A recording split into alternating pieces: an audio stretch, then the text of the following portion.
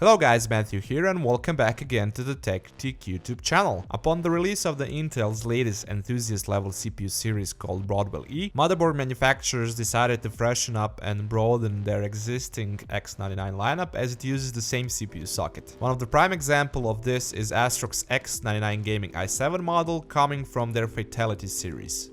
As you can see, the front of the box has this big red X99 on it, in case you were wondering which chipset this model houses. Well, in the bottom right corner you can check out your usual badges, which represent some of the board's features, most appealing one being the Sound Blaster Cinema 3 support. Going to the back of the box, there's an overwhelming number of different informations and features listed out, like the upgraded power design and overall improved build quality, Wi-Fi support and so on. Well, you can also see a picture of the motherboard itself and its I/O layout, and a detailed list of technical specifications. Opening up the box, right away you can notice that you'll get a pretty decent bundle. Here we have an I/O shield with user manuals and optical disc drivers and software, two-way SLI bridge, antennas for the Wi-Fi, three-way SLI bridge, a total of 4 SATA cables, two-way high bandwidth SLI bridge, and some screws for the M.2 modules. And here's the motherboard itself.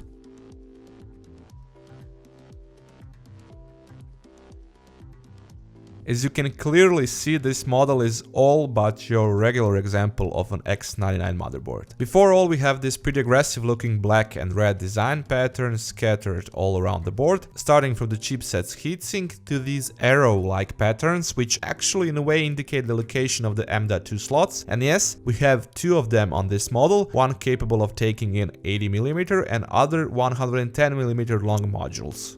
Since we're already here, in between them you can notice the chromed out PCI Express X16 slots, which are actually additionally reinforced with steel for better support when taking in a heavy graphics card, and they also have more solder points to prevent any signal interference. We have a total of 3 PCI Express 3.0 X16 slots, 2 of them having X16 and 1 X8 electrical configuration, while beside them you will also get 2 PCI Express X1 2.0 slots.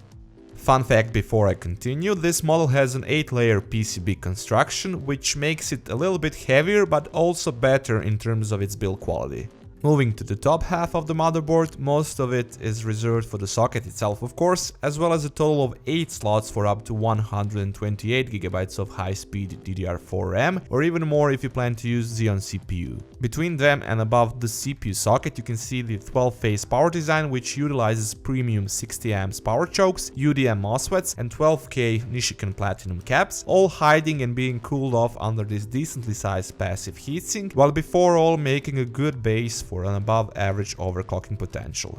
Going around the edges of the board, at the top part you'll find some of your usual connectors, like the 8-pin EPS power connector and a couple of 4-pin PWM fan headers. Moving to the right, we have a useful add-on in the form of power on and reset button. Furthermore, below that you can see your usual 24-pin ATX power connector, 2 USB 3.0 headers and a fan header, 8 SATA 3 ports and 1 SATA Express port, and 2 more SATA 3 ports hidden between the RAM slots and the chipset's heatsink. Bottom side reveals a pretty usual set of connectors, like the audio front panel and USB 2.0 headers, alongside of an added bonus of BIOS switch and LED debug display.